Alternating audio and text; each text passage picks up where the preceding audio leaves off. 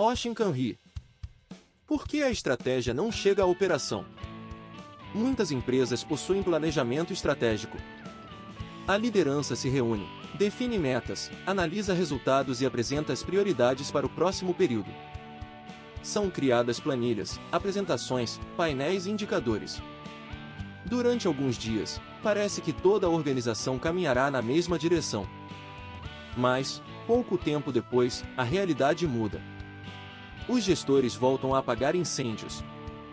As equipes retomam suas antigas rotinas. Os projetos estratégicos começam a perder espaço para demandas urgentes. E muitas pessoas já não conseguem explicar quais são as verdadeiras prioridades da empresa. A estratégia continua existindo, mas existe apenas nos documentos, nas reuniões e no discurso da liderança. Ela não chegou aos processos. Não chegou às decisões diárias. E, principalmente, não chegou às pessoas que executam o trabalho. Esse é o problema que o Oshin Kanri procura resolver. Neste vídeo, você entenderá por que tantas estratégias falham durante a execução, o que realmente significa Oshin Kanri e como essa abordagem ajuda a conectar liderança, gestores e operação. Criar uma estratégia não costuma ser a parte mais difícil. É relativamente fácil declarar que a empresa precisa reduzir custos, melhorar a produtividade, aumentar a qualidade, diminuir os atrasos ou elevar a satisfação dos clientes. O problema começa quando essas declarações precisam ser transformadas em ações práticas. Imagine que uma organização defina como prioridade aumentar a satisfação dos clientes. O setor comercial pode interpretar esse objetivo como a necessidade de prometer prazos menores. A produção pode entender que precisa fabricar volumes maiores para reduzir custos. A qualidade pode concentrar seus esforços na redução das reclamações. E a logística pode buscar entregas mais rápidas. Todas essas decisões parecem coerentes. Mas, sem alinhamento, uma área pode prejudicar a outra.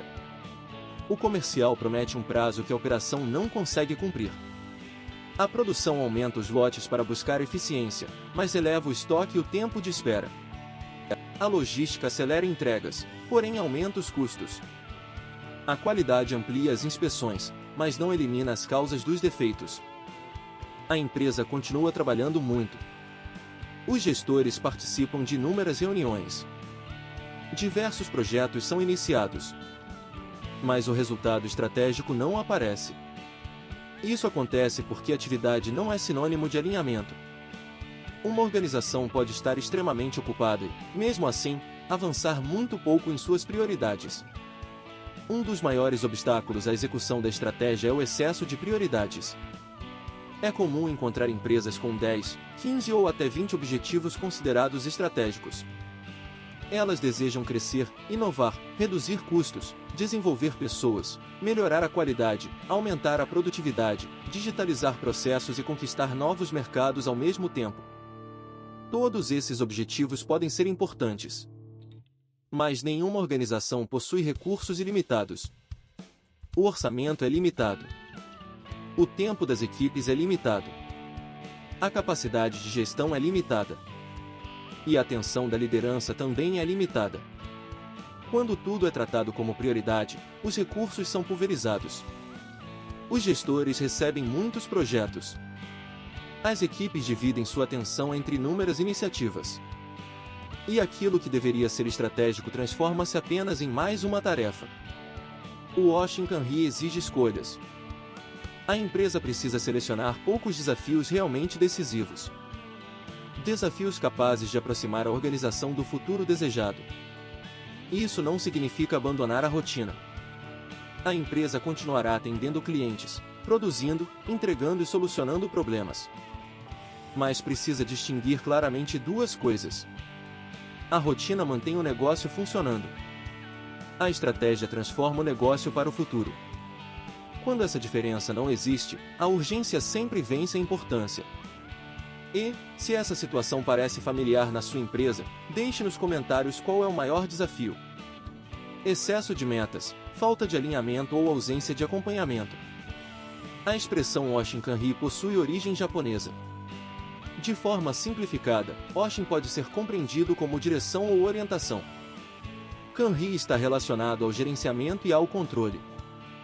Por isso, Oshin Kanri costuma ser traduzido como gerenciamento pelas diretrizes ou desdobramento da estratégia. Entretanto, ele não deve ser visto apenas como uma técnica para distribuir metas entre departamentos. O Oshin Kanri é um sistema de alinhamento organizacional. Sua finalidade é conectar a visão de longo prazo da empresa às decisões, aos projetos, aos indicadores e às atividades realizadas em diferentes níveis. Ele procura responder a perguntas fundamentais. Onde a organização deseja chegar? Quais desafios precisam ser vencidos? Quais resultados devem ser alcançados neste período? Quais processos precisam mudar? Quais iniciativas devem receber prioridade? E como a empresa saberá se está realmente avançando? Perceba que o Oshin Kanri não separa completamente o planejamento da execução. A estratégia não deve ser criada por um pequeno grupo e simplesmente entregue para os demais executarem. A liderança define a direção, mas os gestores e as equipes ajudam a construir os meios necessários para chegar até ela. Essa participação é o que aproxima a estratégia da realidade operacional. Antes de desdobrar metas, a empresa precisa saber qual futuro deseja construir. Essa direção não pode ser apenas uma frase genérica colocada na parede. Expressões como buscar a excelência, superar expectativas ou ser referência no mercado podem parecer inspiradoras, mas, isoladamente, não orientam decisões concretas. Uma direção estratégica precisa indicar quais capacidades a empresa deseja desenvolver. Uma indústria pode decidir tornar-se referência em confiabilidade de entrega. Outra pode competir pela flexibilidade e pela capacidade de fabricar pequenos lotes. Uma organização pode buscar liderança em inovação. Outra pode diferenciar-se pela qualidade e pela redução sistemática de falhas. Essas escolhas produzem consequências diferentes. Uma empresa que compete por velocidade precisa desenvolver processos rápidos e informações confiáveis. Uma organização que compete por qualidade precisa construir processos estáveis e prevenção de falhas. Uma empresa que busca inovação precisa aprender rapidamente e desenvolver novas competências. A direção estratégica funciona como uma bússola. Ela ajuda a decidir quais projetos merecem investimento e quais iniciativas devem ser adiadas. Sem essa direção, cada área cria sua própria interpretação sobre o que é importante. E a empresa começa a caminhar em várias direções ao mesmo tempo. Depois de definir sua direção, a organização precisa selecionar os desafios de médio e longo prazo que exigirão mudanças relevantes. Esses desafios são frequentemente chamados de objetivos de ruptura. Um objetivo de ruptura não representa apenas uma pequena melhoria na rotina. Ele exige que a empresa desenvolva uma nova capacidade, modifique um processo importante ou altere significativamente seus resultados. Imagine uma indústria que realiza apenas 80% das entregas dentro do prazo. Ela pode estabelecer como desafio tornar-se referência em confiabilidade e alcançar índices superiores a 98% nos próximos anos. Esse resultado dificilmente será obtido apenas pedindo que as pessoas trabalhem mais rapidamente. Será necessário compreender as causas dos atrasos. Talvez seja preciso melhorar o planejamento, reduzir tempos de preparação, aumentar a disponibilidade dos equipamentos e diminuir o retrabalho. O objetivo de ruptura aponta a direção, mas também exige transformação. Depois disso, a empresa precisa definir o que será realizado no período atual. Surgem então os objetivos anuais. Se a meta de longo prazo é alcançar 98% de entregas no prazo, o objetivo do primeiro ano pode ser elevar o desempenho de 80% para 88%. Essa etapa torna a estratégia mais concreta. Mas um bom objetivo anual não deve apresentar apenas um número. Ele precisa estar ligado a uma compreensão sobre aquilo que deverá mudar. Quais processos influenciam o resultado? Quais causas explicam a diferença entre o desempenho atual e o desejado? Quais obstáculos precisam ser removidos? Sem essas respostas, a meta pode transformar-se apenas em pressão.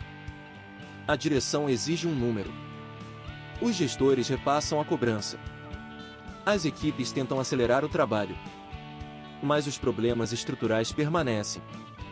O Oshin Kanri não deve servir apenas para cobrar metas. Ele deve construir uma ligação lógica entre o resultado esperado e os meios necessários para alcançá-lo. Um dos erros mais frequentes ocorre quando a empresa acredita que desdobrar a estratégia significa repartir uma meta entre os departamentos. A direção estabelece uma redução de custos de 10%. Em seguida, cada área recebe a obrigação de reduzir 10% de suas despesas. A liderança define uma meta de produtividade. Depois, todos os setores recebem percentuais semelhantes. Esse processo parece simples, mas ignora as relações de causa e efeito. Nem todas as áreas possuem o mesmo impacto sobre o resultado. Nem todos os processos apresentam os mesmos problemas. E nem toda meta pode ser dividida matematicamente. Imagine que a empresa deseje reduzir em 30% as reclamações dos clientes. Repassar a mesma meta para todas as áreas provavelmente não produzirá um plano coerente. Primeiro, é necessário compreender as causas.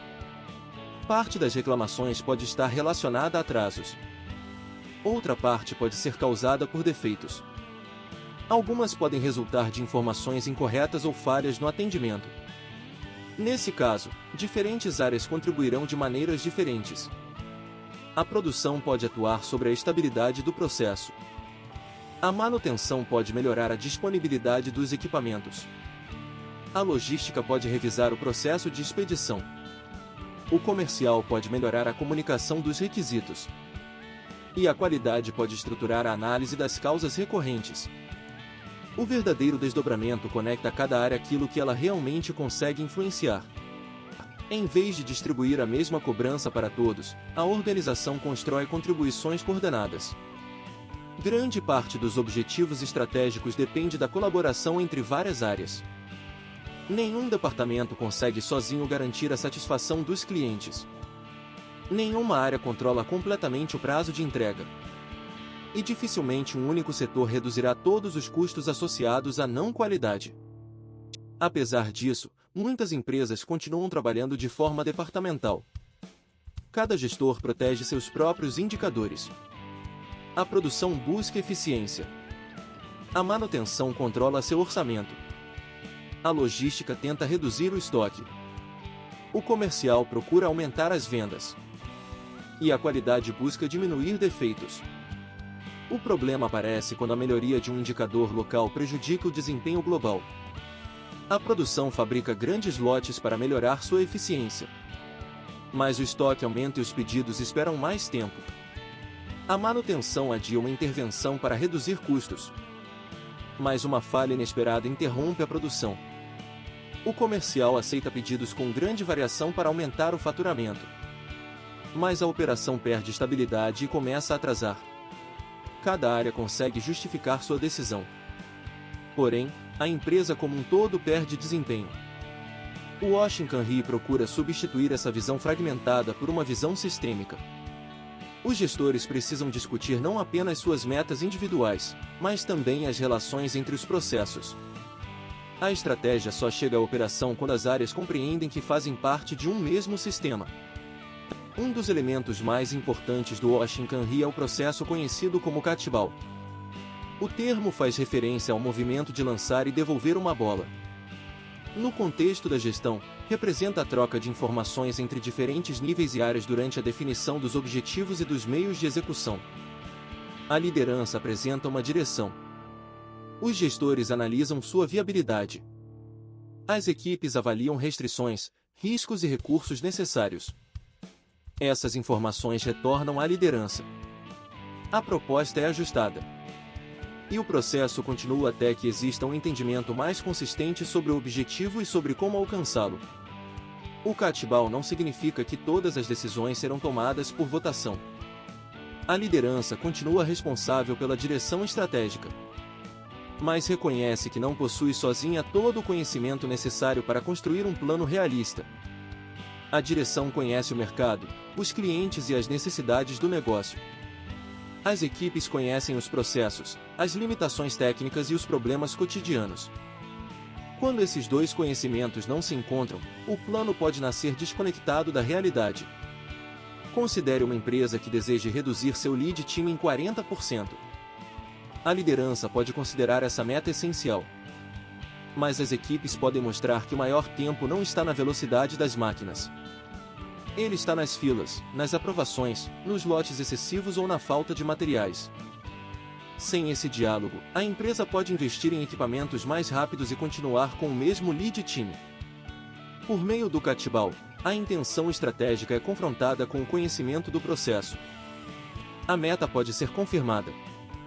Os recursos podem ser revistos. E o plano torna-se mais consistente.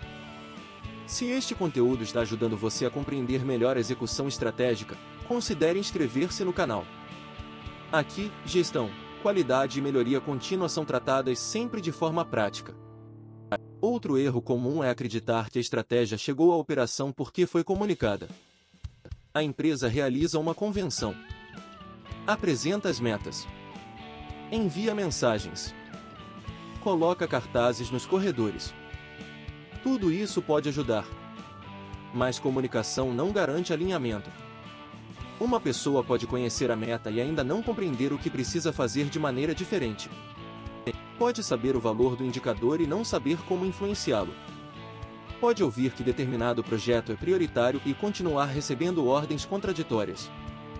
O alinhamento exige coerência entre discurso, metas, recursos e decisões.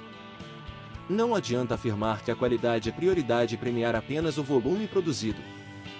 Não adianta declarar que a segurança vem em primeiro lugar e pressionar as equipes a ignorar riscos para cumprir prazos. Não adianta anunciar um projeto como estratégico e retirar seus participantes sempre que surge uma urgência. As pessoas observam as decisões da liderança. E essas decisões comunicam muito mais do que qualquer apresentação. Quando os recursos, as agendas e os critérios de reconhecimento não acompanham as prioridades anunciadas, a operação percebe rapidamente que a estratégia não é real. Oshin Kanri. Por que a estratégia não chega à operação? A estratégia não fracassa apenas porque foi mal formulada.